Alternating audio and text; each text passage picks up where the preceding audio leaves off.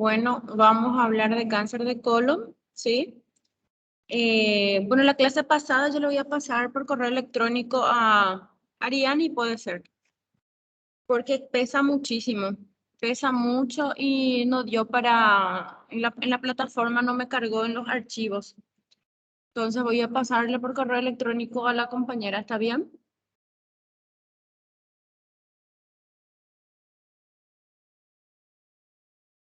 Bueno, vamos a hablar de cáncer de colon. Entonces, cáncer de colon, en realidad, lo primero que tenemos que tener en cuenta para empezar a hablar de cáncer de colon sería recordarnos de la anatomía, ¿sí?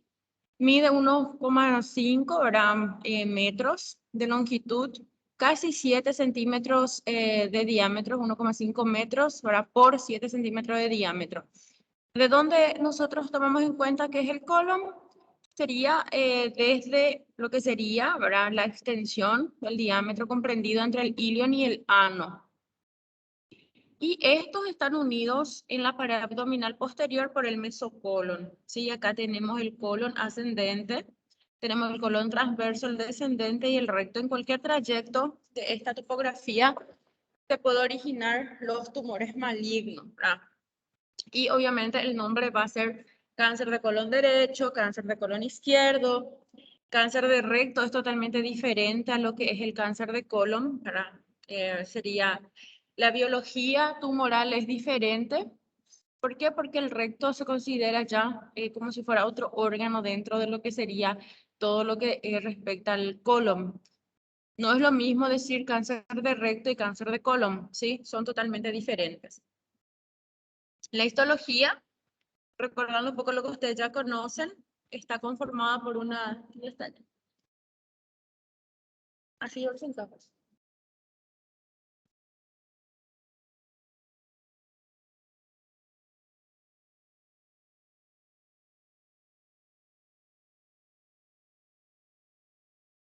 Pero, sí, pero sí está mejor que este más así chiquitito. Se ve.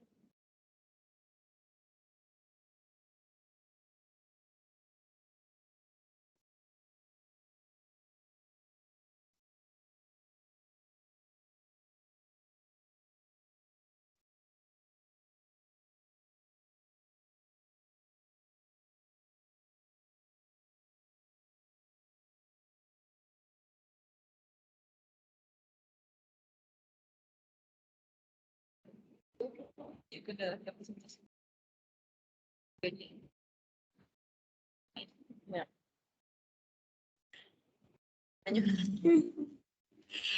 Bueno, esta sería la histología, perdón, bien me vino a ayudar un ratito Larisa y ahora ya estamos de vuelta. Bueno, esta sería la histología, lo que sería la mucosa, la muscular de la mucosa, la submucosa, la serosa. Esto es muy importante porque en nuestra clasificación, en nuestro estadio patológico TNM que nos interesa a nosotros para saber cuáles son los pacientes que tienen tal estadio histológico, si van a hacer quimioterapia o van a ir a controles, nosotros necesitamos fundamentalmente conocer hasta dónde infiltra el tumor, ¿sí? Necesitamos conocer el nivel de infiltración. ¿Para qué? Para conocer el estadio patológico. No es lo mismo un tumor que penetre hasta la muscular a un tumor que penetre hasta la serosa, por ejemplo. Evidentemente, la agresividad es mucho mayor de los tumores, ¿verdad? Cuanto más profundos son, ¿verdad? Mucho más agresivo sería el tumor en sí. ¿Verdad?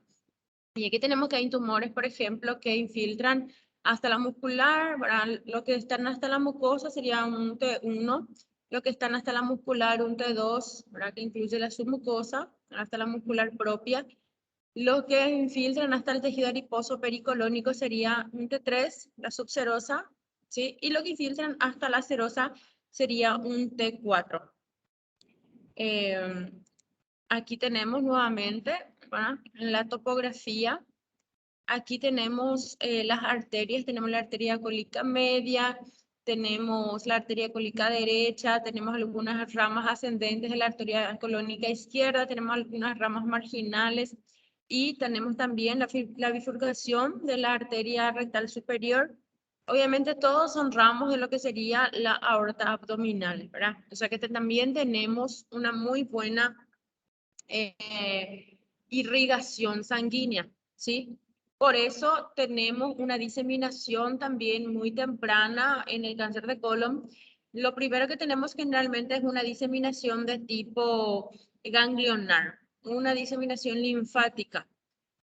Posteriormente tenemos compromiso de varios ganglios, ¿sí? De lo que sería del retroperitoneo, podemos tener compromiso, ¿verdad? Los ganglios que forman parte o que están adheridos al mesocolon, al peritoneo como tal.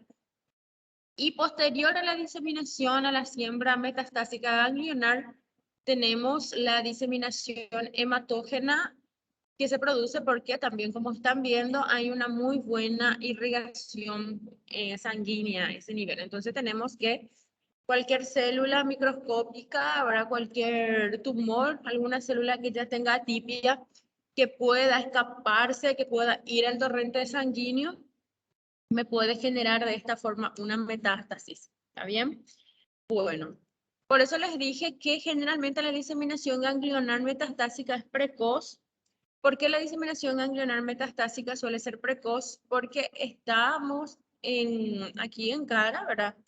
De una distribución ganglionar muy abundante, ¿sí? Aquí, por ejemplo, están viendo la distribución ganglionar, algunos ganglios epicólicos. Aquí tenemos algunos ganglios cólicos intermedios. Aquí tenemos algunos ganglios celíacos, ¿sí? Aquí tenemos los ganglios apendiculares, ¿sí? Aquí tenemos los ganglios iliocólicos, tenemos los cólicos intermedios, ¿sí? También tenemos en algunos trayectos un poco escondiditos, en algunos lugares aquí tenemos los ganglios mesentéricos inferiores, tenemos los aórticos laterales, para que vean, ¿sí? Que cuántos ganglios tenemos, muchísimos ganglios, muchísimos ganglios. Cada ganglio formando parte, ¿verdad?, de un conglomerado según qué estrés. Por eso nosotros generalmente, para nosotros tan importante es la infiltración de las capas del colon, tan importante es como tan importante es el compromiso ganglionar metastásico. Entonces, entendiendo esto, es sumamente importante para nosotros que la cirugía del cáncer de colon sea una cirugía con criterio oncológico. Esto significa de que podamos tener la mayor muestra ganglionar posible para que yo pueda decir si hay o no compromiso ya de la enfermedad. ¿Y cómo yo voy a saber eso? Yo voy a saber eso en mi muestra de anatomía patológica, porque yo puedo tener una tomografía totalmente normal, paciente con cáncer de colon, en donde yo le realicé la tomografía. En una colonoscopía se constató que tenía un tumor estenosante de colon sigmoides. Le realizamos la tomografía, aparentemente no hay lesiones de secundarismo en ningún órgano y aparentemente no hay ningún ganglio con rango adenomegálico en ese estudio tomográfico. Entonces yo no puedo tomar como que no hay compromiso ganglionar por la enfermedad. ¿Por qué? Porque yo puedo tener compromiso microscópico por la enfermedad, o sea, que una célula maligna infiltre o llegue ya al drenaje linfático, algún ganglio, y este pues se genera posteriormente, ¿verdad? Me va a generar lo que sería ya la metástasis con ruptura capsular de ese tumor que está ahí en colon, ¿verdad? Entonces, yo no puedo decir que un paciente con tomografía normal no tiene compromiso ganglionar. ¿Qué es lo que me define el compromiso ganglionar de la enfermedad?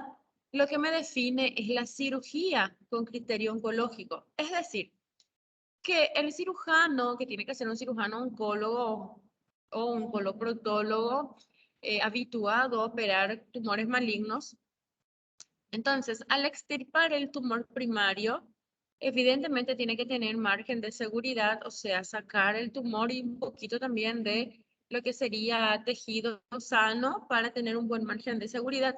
Y también tiene que extirpar los ganglios linfáticos. ¿Cuánto nosotros los oncólogos clínicos necesitamos por lo general de muestreo ganglionar para decir si este está comprometido o no está comprometido? Necesitamos al menos 12. Necesitamos al menos 12 ganglios linfáticos aislados en esa pieza quirúrgica, ¿sí?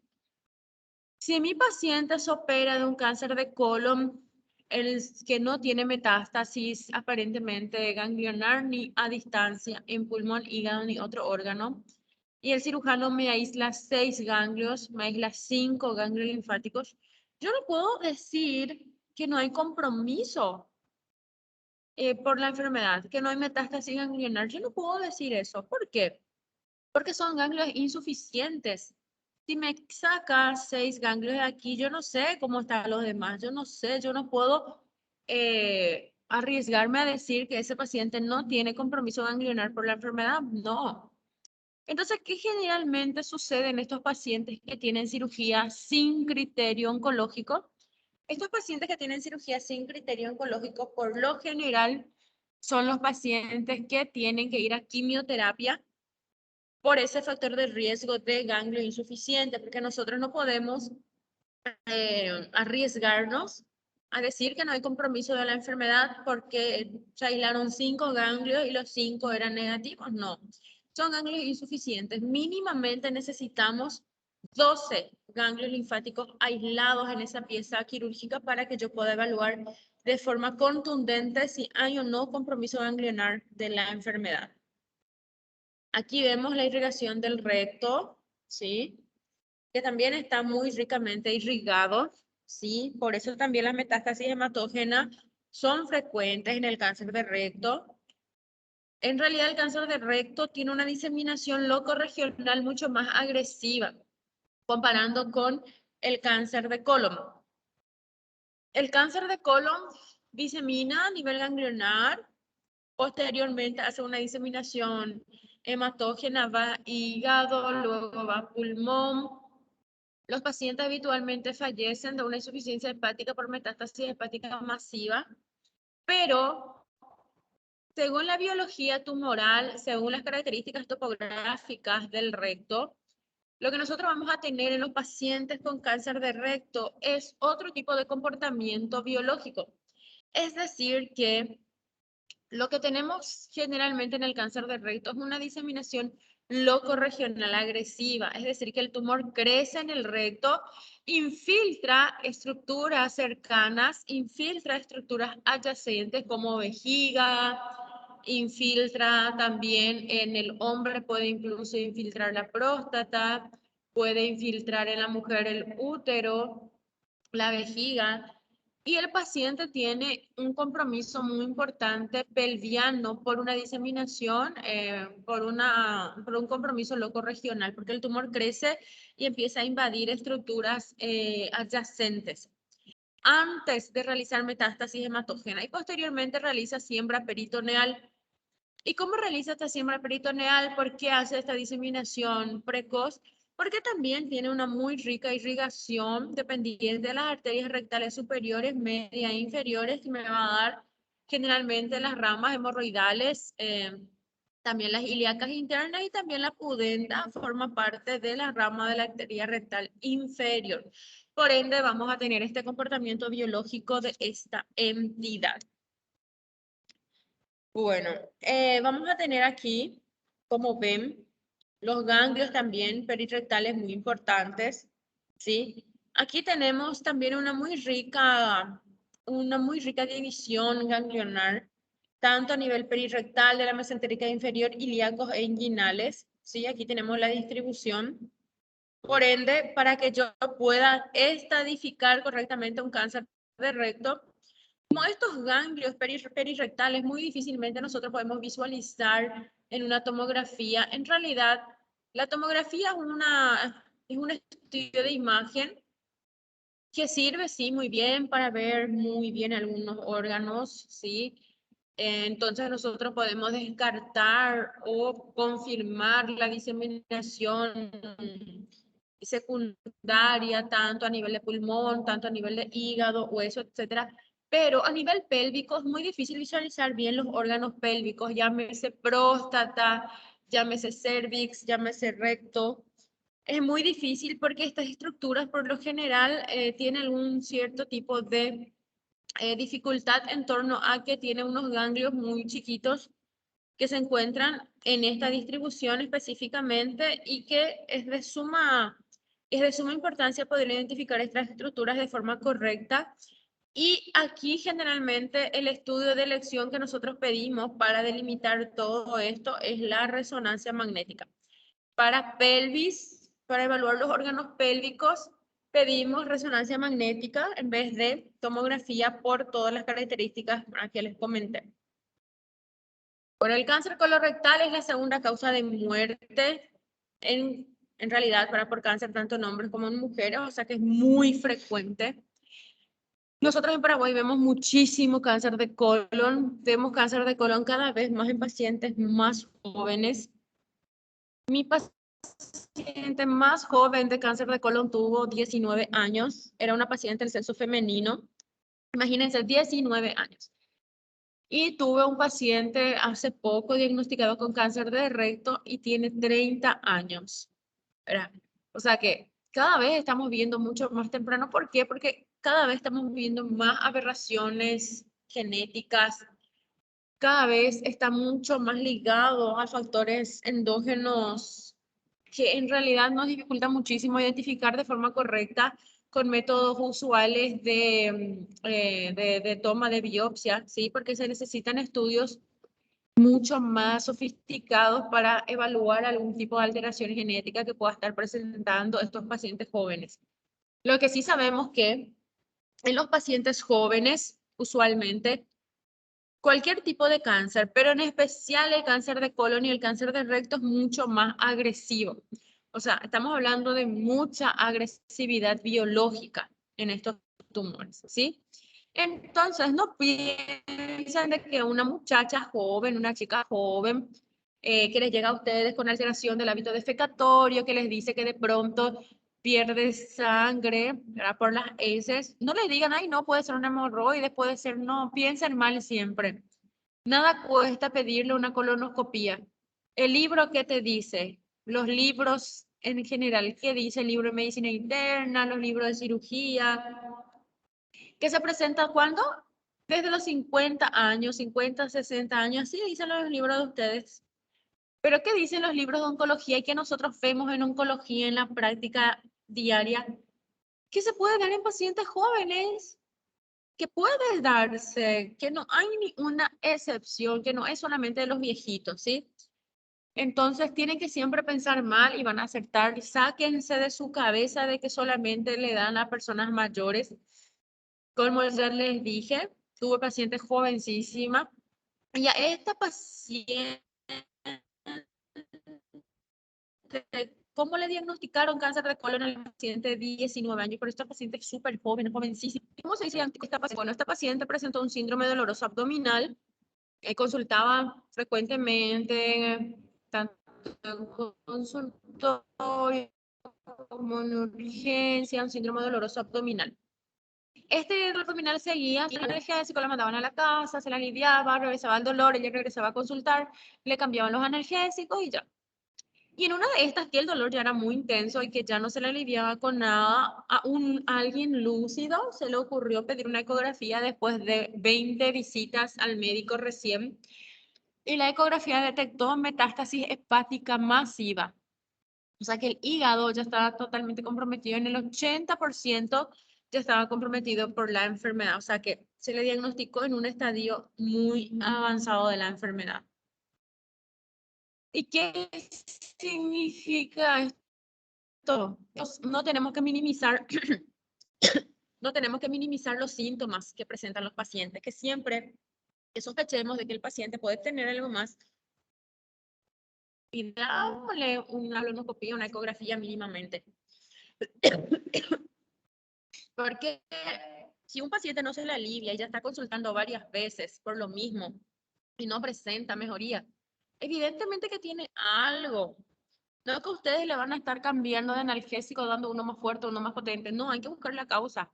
Si ya está visitando más de una vez por lo mismo, hay que buscar la causa. y nunca subestimar o pensar que no se puede dar a edades muy tempranas, ¿sí? Bueno, la supervivencia a 5 años, ¿verdad? En realidad va a depender mucho del estadio en que se encuentra la enfermedad, pero puede incluso llegar a ser de 65% de supervivencia a los 3 años, es decir, que estamos hablando de una muy alta supervivencia, ¿sí? La incidencia de cáncer de colorectal es más alta en países desarrollados. ¿Por qué? Porque estamos hablando de que está muy ligado a los hábitos dietéticos. En estos países, por lo general, Estados Unidos, en muchos países de Europa, donde la vida es muy ajetreada, la gente por lo general no come comida. Hay muchos puestos de comida rápida. Yo me acuerdo cuando me fui a un congreso en Chicago, en el Congreso Americano de Oncología Clínica, yo me acuerdo de que realmente las personas comían las comidas rápidas de la calle, comían papas fritas, pollo frito, hamburguesa, ¿verdad? Comían muchísimas comidas chatarras, ¿no? Mucha gaseosa. ¿Por qué? Porque no hay tiempo de que ellos puedan cocinar, no hay tiempo de que puedan irse a su casa, o si se van a su casa, no hay quien cocine porque todos también trabajan. Entonces, por lo general, en estos países desarrollados, en donde hay un alto consumo de chatarrerías, de comidas chatarras, hay una incidencia también más aumentada de cáncer de colon. Nosotros vemos muchísimo, nosotros vemos mucho en Paraguay, en Brasil, Argentina, Uruguay. ¿Por qué en estos países vemos más cáncer de colon? Por el churrasco, la cerveza, ¿sí? Generalmente en estos países donde se come mucha carne roja, a la carne roja que le acompaña usualmente al churrasco, mandioca o pan, y luego una cerveza o una gaseosa, ¿verdad? Entonces también está muy ligado a estos factores. Por eso en América del Sur también nosotros vemos mucho cáncer de colon, ¿sí? Bueno, principalmente afecta a adultos mayores, pero como ya les dije, hay una incidencia creciente en personas cada vez más y más jóvenes, ¿sí? Uruguay, Argentina y Brasil tienen las tasas más altas de cáncer colorectal. Para nosotros también, pero Uruguay, Argentina y Brasil más, ¿verdad? Y más todavía Uruguay como un país muy chiquito que sobresalga entre los países grandes. Uruguay es un país chiquito, una densidad de población muy pequeña, estamos hablando de un poco más de 3 millones de habitantes y que ya estén liderando la incidencia de cáncer de colon es porque realmente los uruguayos comen básicamente en base a la carne roja, ¿sí? Nosotros no nos quedamos atrás y obviamente ustedes en Brasil mucho menos, hay muchísimos casos de cáncer de colon. El 95% de los cánceres de colon y del recto son una clase de tumor que se llama adenocarcinoma. O sea que nuevamente acá vemos que la histología más frecuente en cáncer de colon es adenocarcinoma, ¿sí? Pero también tenemos otro tipo de histológicos que se desarrollan con mucho menos frecuencia. Por ejemplo, tenemos el adenocarcinoma mucinoso, que es el coloide. También tenemos otras histologías como el adenocarcinoma de células en anillo de sello, que es muy agresivo si es que tenemos esta histología en colon.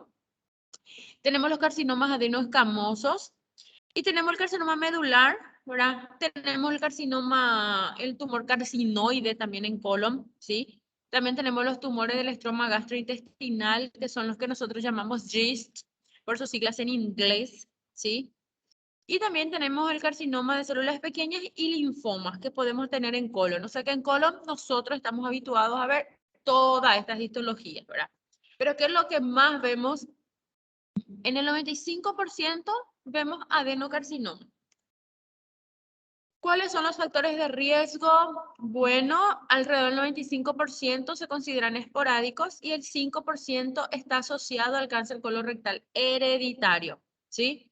Y acá tenemos el famoso síndrome de Lynch 1, síndrome de Lynch 2, ¿verdad? Que está asociado a los síndromes hereditarios. La edad, más del 90% ocurre en pacientes mayores de 50 años, como ya les dije, pero puede ocurrir en pacientes muy jóvenes y esto cada vez mucho más creciente.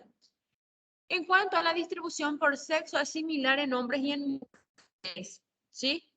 Sin embargo, tenemos un riesgo ligeramente mayor en hombres ¿sí? Y generalmente la raza negra tiene tasa más alta de cáncer colorectal esporádico o no hereditario. Y la raza caucásica tiene porcentaje más alto de cáncer colorectal hereditario. O sea, ¿cuál es la histología más frecuente? La histología más frecuente es el adenocarcinoma. ¿Y cuál es, en este caso, la mayoría de los casos se consideran esporádicos en el 95% de los casos? ¿Sí? También es muy importante en cuanto al cáncer de colon, antecedentes familiares de cáncer colorectal. Si una persona tiene antecedentes familiares de cáncer colorectal, el riesgo de desarrollar la enfermedad es casi el doble, ¿sí? En personas con antecedentes de familiares de cáncer colorectal. Esto es sumamente importante, sumamente importante. Vemos muchísimo esta asociación que vienen pacientes que ya tienen antecedentes de la mamá, de la abuela con cáncer colorectal. Entonces siempre tenemos que indagar los antecedentes familiares, ¿sí? Porque si el paciente ya tiene antecedentes familiares de cáncer de colon, el riesgo va a ser el doble comparando con la población general de desarrollar también un cáncer colorectal. También hay pacientes que portan, por ejemplo, enfermedad inflamatoria intestinal o pacientes portadores de pólipos adenomatosos. Los pacientes portadores de enfermedad inflamatoria intestinal, ¿verdad? Por ejemplo, como la colitis ulcerativa, van a aumentar el riesgo de padecer cáncer colorectal, ¿sí? Y esto va a aumentar mucho más aún según, en este caso, la duración de la enfermedad, ¿sí? Según la duración de la enfermedad. ¿Por qué será que en la colitis ulcerosa aumenta el riesgo de padecer cáncer colorectal? Porque en la colitis ulcerosa tenemos una inflamación crónica. Y yo les dije a ustedes varias veces ya que siempre y cuando nosotros tengamos una inflamación crónica, nosotros tenemos un riesgo muy alto de que esa célula que ha experimentado ese cambio, pues entre en lo que se llama la iniciación de la carcinogénesis y esto pues progrese desde la iniciación, promoción hasta la progresión de la enfermedad, ¿verdad? O sea, es sumamente importante para nosotros que estos pacientes que tengan la colitis ulcerosa se controle de forma periódica y regular con colonoscopía para ver si no hay alguna alteración ya preinvasiva que pueda generar un cáncer de colon en el futuro. También los pacientes que son portadores de pólipos adenomatosos, los adenomas tubulares, los adenomas tubulovellosos o los adenomas vellosos también. ¿Por qué? Porque aquí podemos tener una carcinogénesis que se pueda originar de algunos cambios displásicos que pueda ocurrir en estos adenomas, ¿sí? O sea que podemos tener la transformación de un pólipo a un adenoma y a un carcinoma como tal. Los factores dietéticos, como ya les comenté, el alto consumo de carne, el alto consumo de bebidas alcohólicas, el alto consumo del tabaquismo, la baja ingesta de fibra dietética, ¿sí? La obesidad, la deficiencia de algunos macronutrientes. Bueno, entre los síndromes hereditarios, ¿sí? Entre los síndromes hereditarios tenemos los síndromes polipósicos y los síndromes no polipósicos. Esto estamos hablando entre los síndromes heredofamiliares ligados al cáncer de colon. Tiene relación al cáncer de colon. Porque estamos hablando de que en oncología en general tenemos varios síndromes hereditarios y los síndromes hereditarios ligados o no a algún tipo de enfermedad, ¿sí? Por ejemplo, tenemos los síndromes de poliposis adenomatosa familiar. Aquí tenemos el síndrome de Gardner y el síndrome de Turcot, que son pacientes por lo general que tienen más de 100 pólipos colónicos. Tenemos los síndromes de poliposis harmartomatosa. Aquí tenemos el síndrome de Cowden, el síndrome de Pigh-Hillers, tenemos el síndrome de poliposis juvenil. Tenemos los síndromes no polipósicos que no se generan a partir de un pólipo del tumor. Tenemos el síndrome de Muir-Torre, tenemos el síndrome Lynch 1 y el Lynch 2, que es lo que usualmente a nosotros más nos interesa, que es lo que más estudiamos, son los síndromes de Lynch, tanto Lynch 1 como Lynch 2. En cuanto a la poliposis adenomatosa familiar, esta tiene una herencia autosómica dominante. Esta poliposis adenomatosa familiar está ligada a la mutación del gen APC. Tiene un 90% de penetrancia. Esto significa de que si hay la mutación del gen APC, prácticamente el 90% de los individuos van a desarrollar la enfermedad, porque tanto que su herencia es autosómica dominante como la alta penetrancia de la mutación del gen APC. Y generalmente estos pacientes tienen cientos de pólipos. Se presentan pacientes jóvenes entre 20 a 30 años. ¿Y qué significa esto? De que prácticamente los pacientes que son portadores de estos pólipos tienen esta mutación de la APC, tienen una posibilidad del 100% de desarrollar cáncer colorectal. ¿Sí? Tenemos los síndromes polipósicos, el síndrome de Gardner y el síndrome de Turcot. El síndrome de Gardner es un síndrome de herencia autosómica dominante caracterizado por la presencia combinada de múltiples pólipos intestinales, pero también aquí, además de tener pólipos intestinales, el paciente va a tener manifestaciones extraintestinales, como por ejemplo quistes epidermoides, tumores desmoides, osteomas, lipomas, fibromas, que son tumores benignos, ¿sí? O sea que el paciente va a tener pólipos intestinales y tumores benignos, que puede tener incluso tumores benignos en hueso, en tejido adiposo, ¿sí? En tejido fibroso, ¿sí? O tumores desmoides tanto intestinales como extraintestinales, ¿verdad? Es el famoso síndrome de Gardner. Luego tenemos el síndrome de Turcot, todavía dentro de los síndromes polipósicos. Este es un trastorno hereditario que se caracteriza por el desarrollo de neoplasias malignas en el sistema nervioso central, como por ejemplo glioblastoma multiforme o meduloblastomas, ¿sí? Y generalmente, ¿qué pasa con estos? Estos usualmente están asociados a poliposis en el intestino. Pero nosotros más vemos en el contexto de los pacientes, por ejemplo, que tienen tumores en el sistema nervioso central. Entre los síndromes polipósicos amartomatosos tenemos el síndrome de Cowden. ¿Y qué es lo que es síndrome polipósico amartomatosos? Que son lo que tienen pólipos y también amartomas múltiples. ¿Qué son amartomas? Son tumores benignos, ¿sí? Tumores benignos. Dentro del síndrome polipósico amartomatoso tenemos el síndrome de Cowden, que ahí tenemos, por ejemplo, que el paciente tiene amartomas múltiples, tanto en el tracto gastrointestinal como en órganos sólidos. Y tenemos también el síndrome de P-Higglers, que está asociado a pacientes que presentan amartomas en toda la mucosa gastrointestinal, que son como pequeñas proyecciones de carne, pero son tumores benignos. Y estos pacientes usualmente tienen una pigmentación mucocutánea muy importante, o sea, pacientes que tienen lugares donde pueden tener un aspecto mucho más oscuro de lo habitual.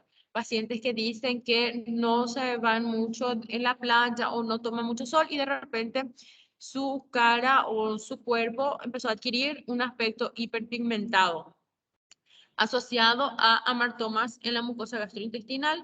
Puede tratarse de un síndrome de P-Higglers. Luego tenemos los pólipos juveniles.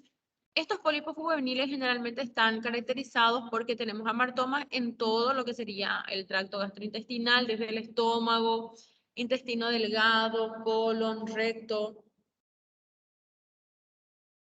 Dentro de los síndromes no polipósicos tenemos el síndrome de Lynch. Miren, de todo lo que yo les dije a ustedes, lo que más les interesa son los síndromes de Lynch. Los síndromes polipósicos no nos interesan. Ese síndrome de Turcot, Gardner, no nos interesa. ¿Qué es lo que más yo generalmente le insisto a los alumnos conocer los síndromes de Lynch? Porque esto sí nosotros vemos con más cierta frecuencia y es mucho más fácil de identificar y tenemos más.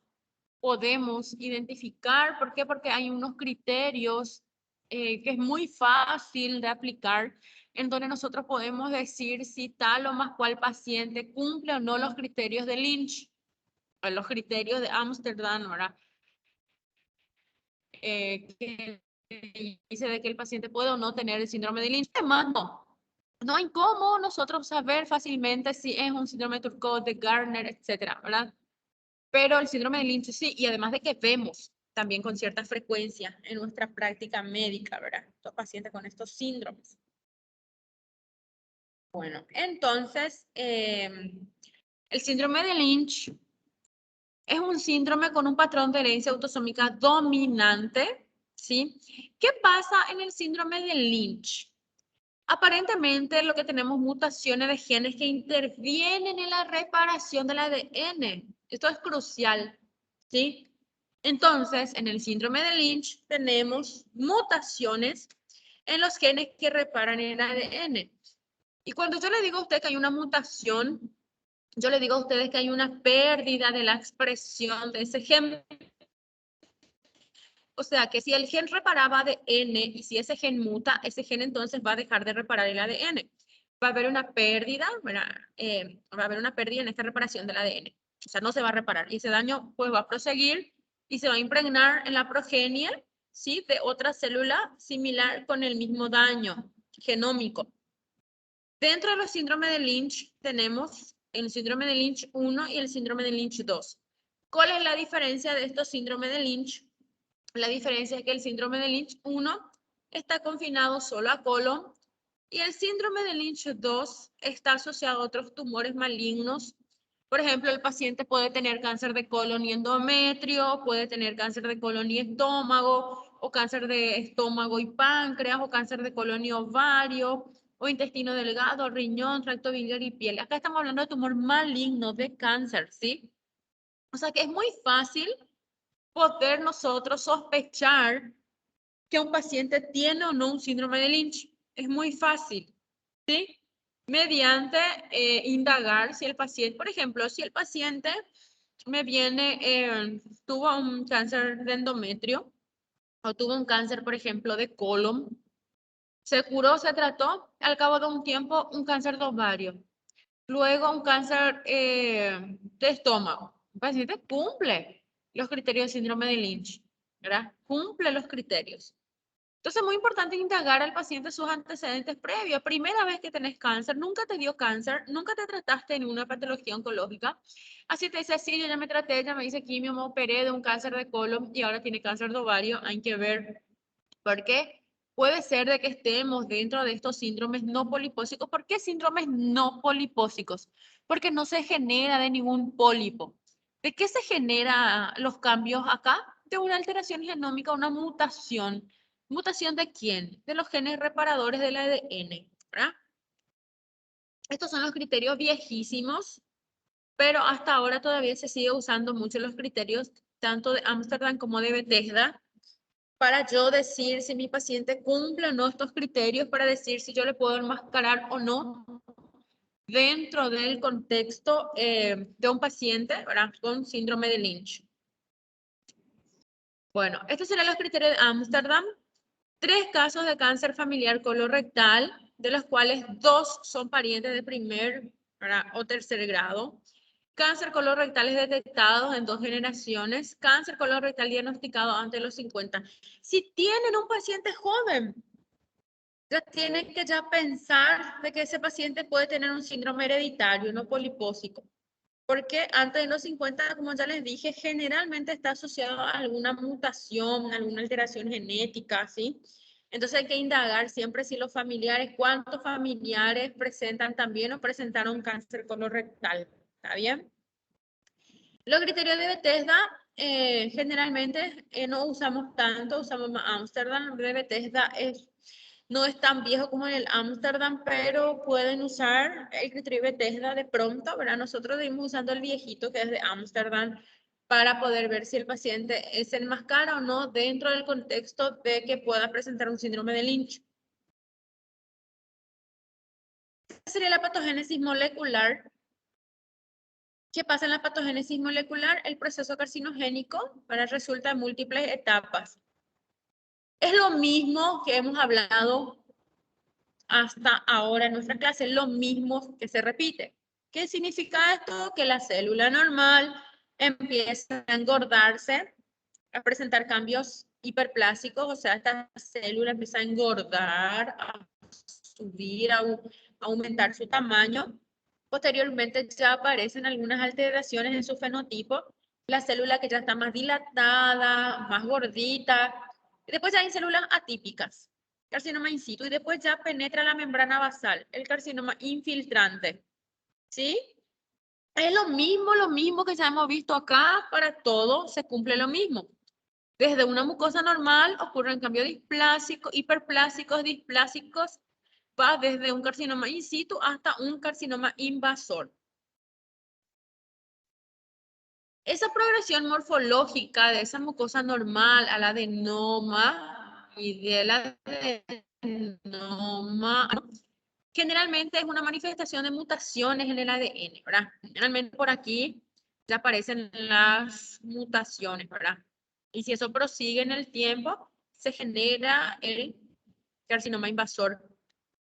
El cáncer colorectal aparece por una serie de mutaciones acumuladas en genes específicos, porque acá no solamente nosotros estamos hablando de genes supresores tumorales, podemos tener también mutaciones acumuladas, por ejemplo, en oncogenes, en genes reparadores del ADN, podemos también tener mutaciones más tempranas, por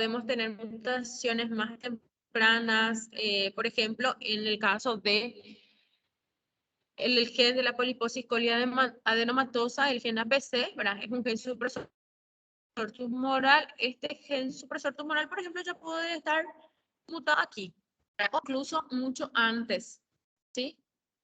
Mucho antes. O sea que hay múltiples vías generalmente involucrados acá, ¿verdad? Muchas vías, tanto mutaciones de genes supresores tumorales, como mutaciones de genes reparadores del ADN, tanto mutaciones, ¿verdad? Estas mutaciones tanto se puede presentar en el transcurso de la carcinogénesis como puede propulsar la carcinogénesis, ¿verdad?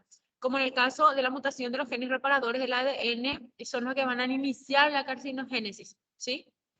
Y la mutación subsiguiente, como por ejemplo la mutación del gen APC, puede dar la progresión a la carcinogénesis, ¿sí? Entonces, ¿qué pasa? Este gen APC pierde su función. Yo ya le dije a usted que cada vez que un gen muta, ese es un gen que va a perder su función. Cada vez que un gen muta, es un gen que va a perder su función, ¿sí? Entonces, ese gen del APC muta, yo les dije a ustedes que era un gen supresor tumoral, entonces va a perder su función. ¿Cuál era su función? Suprimir la aparición de tumores, ¿sí? Entonces, ¿qué va a suceder? Va a empezar a mutar subsecuentemente muchos otros genes en el cáncer de colon, como por ejemplo del gen KRAS, del gen P53, del DDC, y otros genes también localizados en el brazo largo del cromosoma 18, y va a haber una alteración en el acople del ADN. ¿Qué pasa? Porque muta un gen en específico. Este muta, pierde su función y consecuentemente aparecen todas las mutaciones secundarias ya de otros genes que dependen de la activación del gen APC. Cuando un gen muta, pierde su función. Y si pierde su función, los otros genes que dependen de este gen también van a dejar de trabajar de forma eficaz y van a sufrir mutaciones subsecuentes como consecuencia de esta alteración. ¿Sí? Entonces, tenemos que el 10 al 15% del cáncer colorectal sigue una vía alternativa de la carcinogénesis, ¿sí? ¿Para qué? Para llegar a la promoción. Estos tumores se producen como consecuencia de la existencia de mutaciones en genes que se encargan de la reparación de de modo, estos genes se inactivan y en el material genético va a aparecer una multitud de errores. ¿Y qué es lo que va a conducir esta multitud de errores? Esta multitud de errores lo que va a conducir es a la formación de una gran cantidad de mutaciones subsecuentes. En el cáncer de colon hablamos mucho también de inestabilidad de microsatélites. En realidad nosotros en nuestro genoma tenemos miles de microsatélites, ¿sí? Durante la replicación del ADN, estos microsatélites que en realidad están inmersas en nuestro genoma, estas secuencias son muy propensas a desalinearse o aparearse de forma incorrecta por el fenómeno de deslizamiento de hebras que ustedes ya conocen por lo que sería bioquímica. En bioquímica ustedes se les enseñó de que durante la replicación del ADN puede ocurrir un mal apareamiento, que por ejemplo una base se pueda ligar mal con otra base, se desalinea, porque ocurre normalmente el fenómeno de deslizamiento de hebras, ¿verdad? Y como resultado de ese deslizamiento se pueden producir alteraciones, por ejemplo, moleculares como elecciones de cromosomas o inserciones en la secuencia de estos microsatélites, ¿sí? ¿Qué pasa en situación normal? En situaciones habituales son eficazmente corregidas por el mecanismo de reparación de los errores por deslizamiento, que es el mecanismo de mismetic repair. Nosotros tenemos este mecanismo intacto. O sea que hoy, por ejemplo, ustedes seguramente que están realizando algún tipo de mal apareamiento, seguramente que algunas hebras del ADN de ustedes se está deslizando mal, se está desalineando. ¿Y por qué ustedes no tienen cáncer? Porque tienen este sistema eficaz, ¿sí?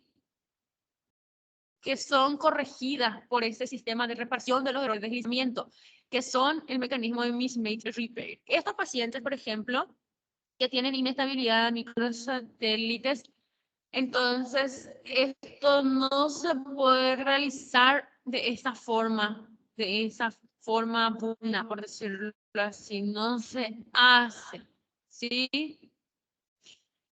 Y esto se va entonces va a reparar los errores de replicación. Y si no se reparan los errores de replicación, ¿qué pasa? Estos se van a acumular en los microsatélites. O sea que en estos microsatélites se van a acumular mutaciones, ¿sí? Y eso va a dar lugar a una inestabilidad de microsatélites, ¿sí? ¿Y a quiénes le vamos a hacer estos estudios moleculares? Generalmente le podemos hacer a los pacientes menores de 50 años con cáncer de colon, en pacientes con tumores asociados a cáncer de colon hereditario no polipósico, a pacientes con cáncer, con historia de cáncer colorectal.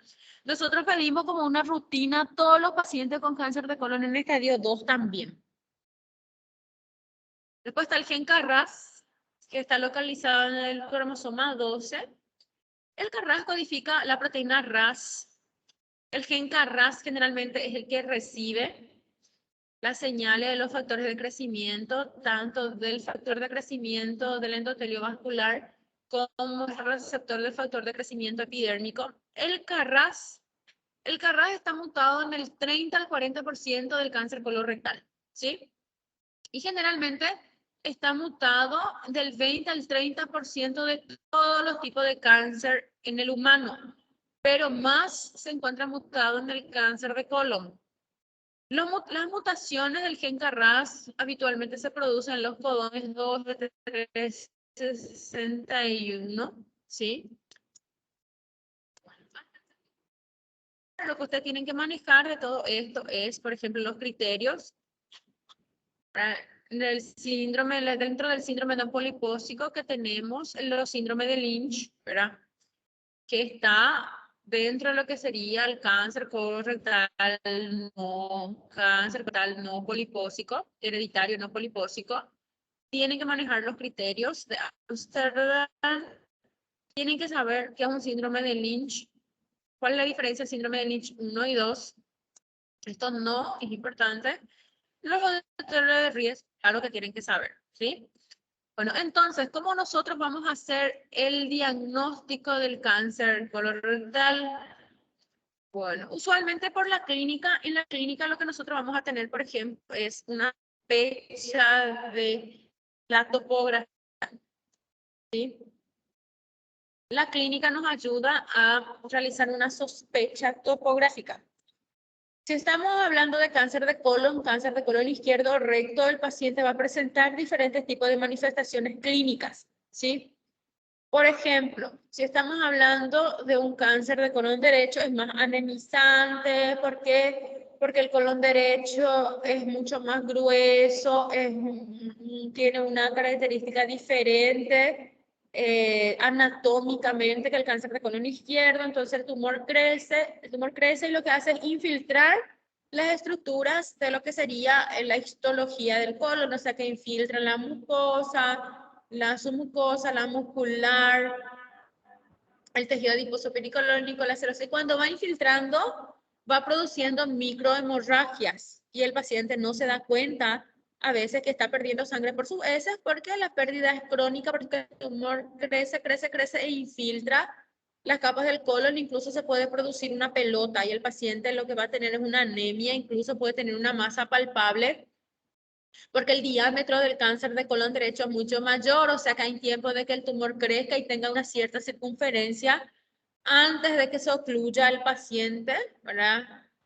El paciente puede tener dolor abdominal vago, astenia, pérdida de peso. Fundamentalmente el cáncer de colon derecho es más anemizante y el cáncer de colon izquierdo más obstructivo. Estos pacientes usualmente debutan como un síndrome de obstrucción, o sea, con un cuadro de abdomen agudo quirúrgico, un cuadro obstructivo, porque el diámetro es mucho menor que el... Entonces el paciente lo que va a tener es a veces sangre en las heces y disminución del calibre de las heces. El paciente se da cuenta que cada vez cuando se va al baño, sus heces fecales son muy acintadas, ¿sí? Disminuye el calibre. ¿Por qué? Porque el tumor va creciendo y el espacio por donde está pasando las heces fecales son menores, ¿sí? O sea que el paciente puede tener dolor abdominal, disminución del calibre de las heces, presencia de sangre en las heces, o la mayoría de las veces estos pacientes debutan, o sea, se les diagnostica en el contexto de un cuadro de abdomen agudo quirúrgico. Estamos hablando entonces de un cuadro obstructivo.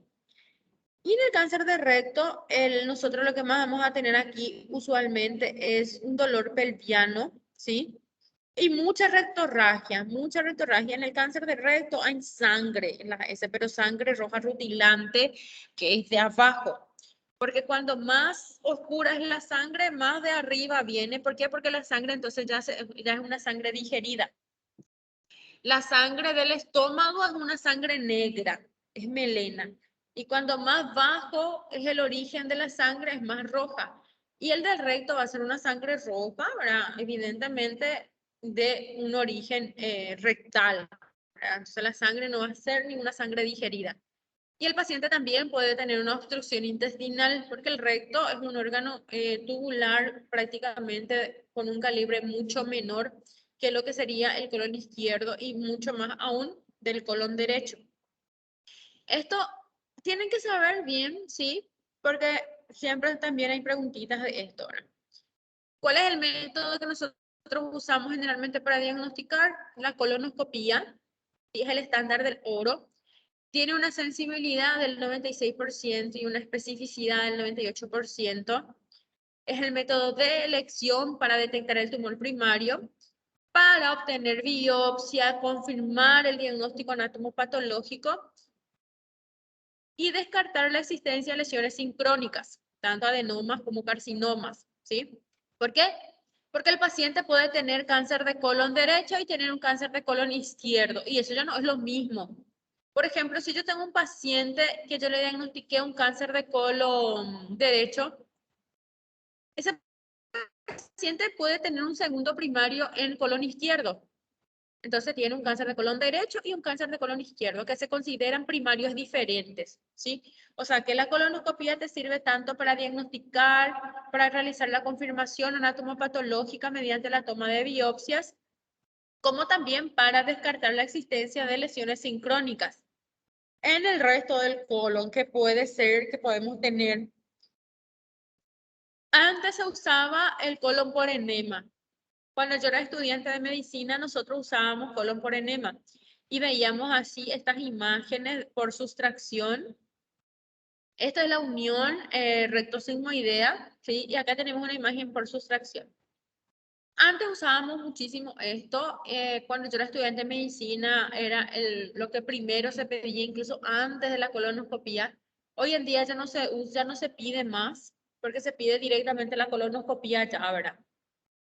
El colon por enema es un estudio radiológico que lo que hace pasa acá con una cánula, generalmente una cánula rectal, ¿verdad? Y se coloca en el ano, fundamentalmente se introduce contraste en base a varios, y lo que va a hacer es permitir visualizar las características de la superficie interna del intestino, ¿verdad? Para mí es una prueba utilísima, que puede ayudar muchísimo en lugares donde el paciente no puede, por ejemplo, adquirir de forma rápida una colonoscopia. Pero la colonoscopia sigue siendo el gol estándar. ¿Por qué? ¿Por qué? Yo necesito una biopsia, yo necesito un diagnóstico anatomopatológico y con la colonoscopia yo voy a visualizar el tumor y el endoscopista va a tomar una muestra de biopsia. O sea que realmente se acorta muchísimo el periodo diagnóstico. La tomografía podemos usar para estadificar la enfermedad. Tiene que ser con contraste endovenoso, ¿sí? La resonancia, como ya les dije a ustedes, fundamentalmente en los tumores rectales, pedimos resonancia, ¿sí? Para evaluar los contornos ganglionares, para evaluar generalmente detección ganglionar. La resonancia incluso me va a detectar ganglios de 3 milímetros, mayores de 3 milímetros, con una exactitud del 80% y una sensibilidad del 85%. ¿Y en cuáles usamos? En colon no, usamos en recto, en los órganos pélvicos, como ya les comenté previamente. El PET scan, que es la tomografía por emisión de positrones, que ya les dije a ustedes en clases anteriores, que lo que nosotros usamos fundamentalmente es un estudio de imagen en donde se realiza la inyección de un contraste, que es la fluorodesoxiglucosa, que se basa en la premisa de que los tumores malignos son hipermetabólicos, quiere decir que captan glucosa, ¿sí? ¿Por qué? Porque tienen una tasa, un índice mitótico elevado, están constantemente captando mitógenos del medio y uno de lo que necesita es la glucosa para poder seguir dividiéndose. ¿Verdad? Entonces el PET scan nosotros usamos en estas situaciones en donde si tenemos una captación de glucosa, interpretamos que es el tumor que está captando glucosa. ¿Sí? Tiene una sensibilidad del 100% y una especificidad del 50%. Es muy útil para valorar la recurrencia y es muy útil para identificar enfermedad extrahepática o intraperitoneal.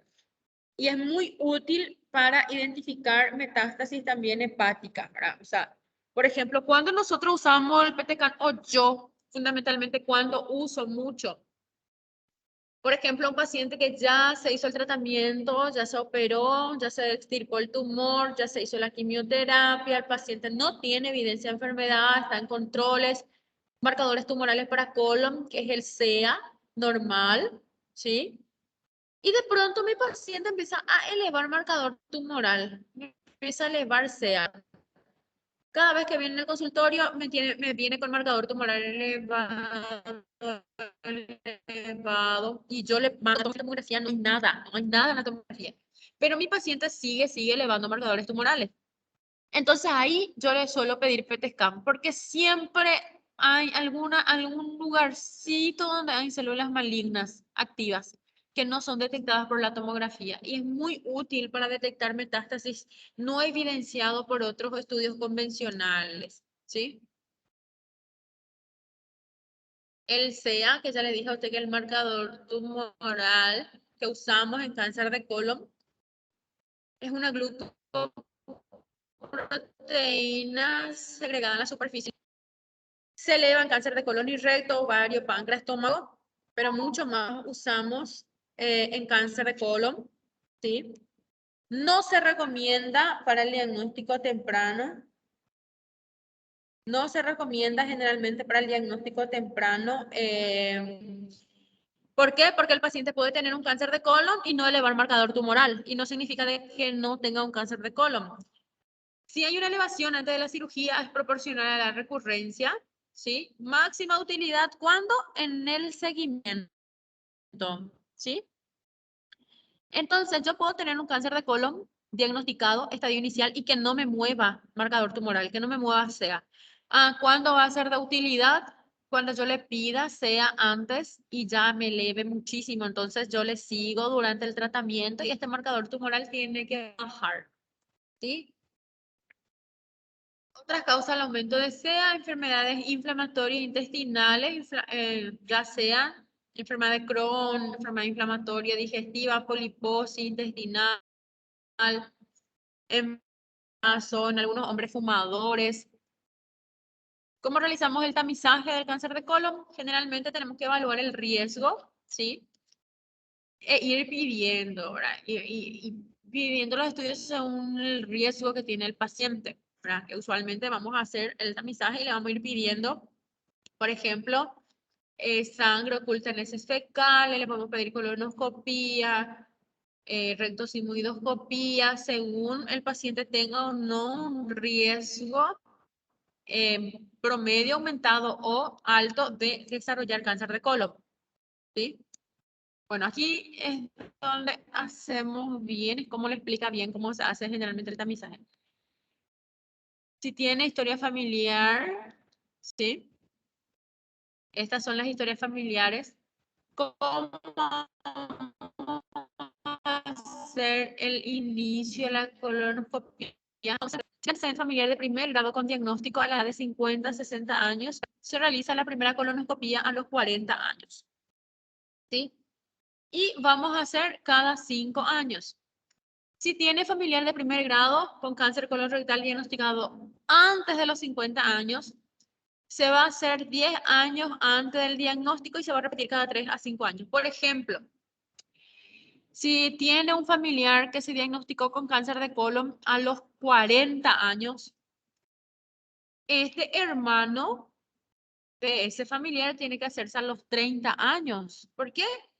Porque tiene que hacerse 10 años antes del diagnóstico. Familiar de primer grado significa hermano, ¿verdad? Papá, mamá. Si es menos de 50 años, entonces se hace 10 años antes del diagnóstico y le mandamos a repetir cada 3 a 5 años. Si es mayor de 60 años, su familiar se hace a los 50 años, ¿verdad? Y se hace cada 5 años. Si tiene 2 familiares de primer grado diagnosticado con cáncer de colon rectal a cualquier edad, se hace a los 40 años o 10 años antes del diagnóstico y se repite cada 3 a 5 años y así sucesivamente. Y aquí más o menos como nosotros pedimos, ¿verdad? Si tiene bajo riesgo, se hace colonoscopia cada 10 años. Si no hay pólipo, colonoscopia en 10 años. Si hay pólipo, se saca el pólipo y se repite la colonoscopia a los 3 años. Si tiene sangre oculta positiva, se hace la colonoscopia, ¿sí? Y así. Pero generalmente nosotros no usamos sangre oculta de rutina ya. ¿Por qué? Porque la sangre oculta en heces fecales te puede venir positiva y el paciente consume hierro, porque come remolacha, porque no se hace bien. Para que una sangre oculta te venga bien, el paciente tiene que realizar una dieta totalmente blanda. Sí, y aparte que la sangre oculta en heces fecales no solamente detecta sangre humana, entonces nosotros no usamos más eso. Estamos tratando de incorporar ya estudios donde vamos a detectar netamente sangre humana y esto pues va a disminuir muchísimo más la exactitud de la prueba de sangre oculta con heces fecales. Esta sería la estadificación del cáncer de colon, ¿sí? Un TIS sería un carcinoma in situ. Un T1 cuando el tumor invade la submucosa. Un T2 cuando el tumor invade la muscular propia. Un T3 cuando invade, en este caso, ya la capa muscular y el tejido adiposo pericolónico. T4A cuando penetra en la superficie del peritoneo visceral. Un T4B cuando invade estructuras adyacentes. En cuanto a la clasificación N, un N1 en metástasis 1 a 3 ganglios, N1B de 2 a 3 ganglios, N1C cuando tenemos metástasis en lo que sería mesenterio, depósitos tumorales en mesenterio, en lo que sería, ¿verdad?, una diseminación peritoneal. Un N2, ¿verdad?, cuando tenemos metástasis en 4 más ganglios linfáticos regionales. N2A, 4 a 6 ganglios, N2B, 7 o más ganglios regionales, ¿sí? M1A, cuando tenemos metástasis confinado, por ejemplo, a un órgano, por ejemplo, metástasis en hígado, en pulmón, en ovario, en un ganglio no regional. Y el M1B, metástasis en más para órganos a distancia.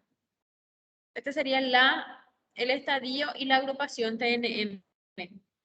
Yo no le voy a preguntar a ustedes clasificación TNM, ¿verdad? Pero siempre hay alumnos que les gusta la oncología, que quieren saber más de la clasificación TNM. Para esos alumnos yo siempre les traigo, ¿verdad? Para su estudio independiente, pero yo no les voy a preguntar a ustedes en el examen TNM.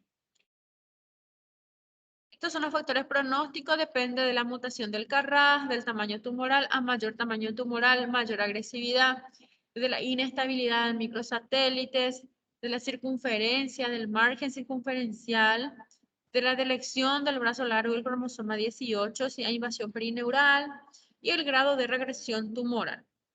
Y la sobrevida va disminuyendo conforme aumente el estadio.